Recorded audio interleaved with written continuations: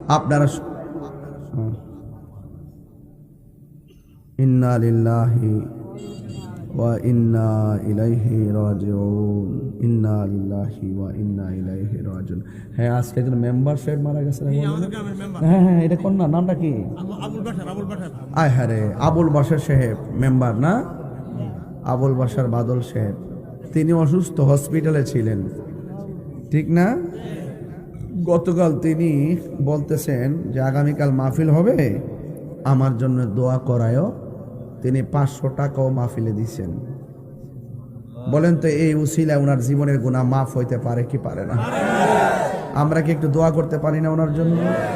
আল্লাহ বলেন, আল্লাহ আল্লাহ বাদল মেম্বার সাহেবের জীবনের গুনাহ মাফ করুন, ওনার আপনজনদেরকে ধৈর্যশীল হওয়ার তৌফিক দান করুন, আমিন কন। আমার ভাইয়েরা, এভাবে আমাদের চলে যেতে হবে নাকি থাকা যাবে? চলে যেতে হবে, কেউ থাকবে না, কেউ থাকবে না। এই জন্য অনুরোধ করে বলবো, আমি আপনি আমরা যতদিন বাঁচবো হকের পথে থাকবেন। ফুলের সৌরভ মানুষের গৌরব চিরদিন থাকে না। ওয়াজ করতেছি, যে কোনো মুহূর্তে প্রাণ পাখি চলে যেতে পারে, যে কোনো মুহূর্তে এলান আসবে, যে কোনো মুহূর্তে এলান আসবে তাহিরি চলে গেছে। আপনি কি মনে করেন আমার জন্য মাহফিলটা আগামীতে বন্ধ থাকবে? আরেকজন এসে ওয়াজ করবে, এটাই নিয়ম। এই পৃথিবীতে কাহার জন্য কোনো কাজ থেমে থাকে না। আপনি ভাবতেছেন গরুর দুধ দহন কইরা বাজারে যাচ্ছেন, আপনি ময়রা দেখেন দুধ দোহাইয়া বাজারে নেওয়ার মানুষ স্বভাব হবে না। 3 দিন পরে আপনার ফ্যামিলিতে হাসি শুরু হয়ে যাবে, আনন্দ শুরু হয়ে যাবে। প্রথম যে চিল্লাচিল্লি করে নকল দুনিয়া। আল্লাহর আমানত আল্লাহ নিয়ে গেলে কান্নাকাটি করতে নাই। কথা বলেন ঠিক না বেঠিক?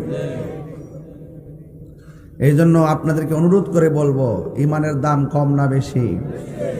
আরো বড় করে, ইমানের দাম কম না বেশি?